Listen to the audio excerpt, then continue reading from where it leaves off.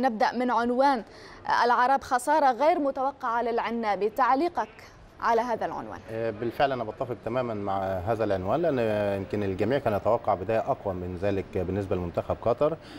توقعنا أن تكون المباراة أقوى من ذلك أيضا ما بين الفريقين، لكن للأسف الشديد شفنا منتخب قطر يعني في مستوى يرثى له تماما، لا يتناسب مع حجم المباريات الأخيرة التي خاضها المنتخب العنابي، سواء في تصفيات كأس العالم أو أيضا المباريات الودية التي وفرها له اتحاد الكرة. ذكرت هنا عبد الله يعني أنه لا يتناسب مع المستوى الذي قدمه سابقا، لكن هنا العرب تقول أن المؤشرات كانت تشير لبداية جيدة. بالتاكيد طبعا، ويمكن ده اللي احنا كنا متوقعينه، انه يكون الاداء في مباراه الامس قدام الامارات افضل من ذلك بكثير، نظرا لان منتخب قطر يعني يواصل مشواره في تصفيات كاس العالم، بينما الامارات خرجت من تصفيات كاس العالم، وبالتالي المباريات الاعداديه بالنسبه للبطوله كانت قويه جدا، مواجهات ناريه في التصفيات المؤهله للمونديال. ايضا المباريات الوديه التي خاضها العنابي ايضا كانت مباريات مهمه وجيده، ولكن من الواضح تماما ان باولو اوتوري لم يستغل مثل هذه المباريات بشكل مناسب وبشكل جيد. نشاهد دائما يمكن تغييرات في التشكيله، عدم وجود ثبات في التشكيله ده امر مؤثر للغايه. ايضا هناك امور كثيره في اختيار التشكيله واختيار اللاعبين ايضا الذين سافروا الى كاس الخليج، استبعاد لاعب زي حامد اسماعيل، كل هذه الامور اعتقد ان يمكن اثرت بشكل كبير جدا على اداء العنابي في مباراه الامس، ودي يحاسب عليها المدرب باولو اوتوري، لانه بالفعل المتسبب الاول في الخساره وياتي من بعده اللاعبين. شفنا بالامس ايضا الخطوط الثلاثه يمكن كانت متفككه تماما، ما فيش اي نوع من انواع الترابط.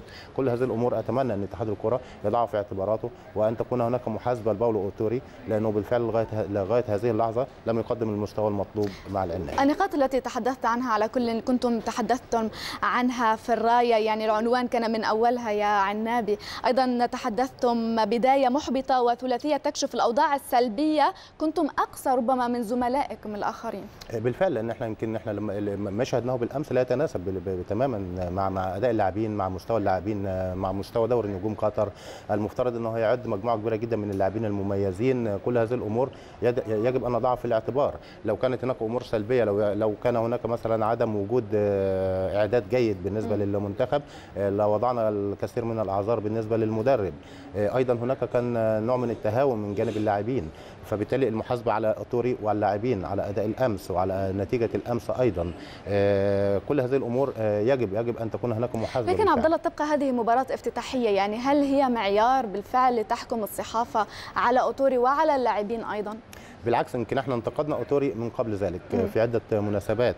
مباراته مثلا الاخيره الوديه مع مصر يسعى الى التمويه ويسعى الى عدم كشف التشكيله. في مباريات وديه عديده قبل مباراه اوزبكستان في تصفيات كاس العالم ايضا كان يسعى الى التمويه وعدم تثبيت التشكيله واللعب بلاعبين يعني يمكن لن يلعبوا مع بعض في المباريات الرسميه. كل هذه الامور اعتقد انها يمكن سبب من الاسباب الحقيقيه في عدم الانسجام اللي ظهر عليه العنابي في مباراه الامس.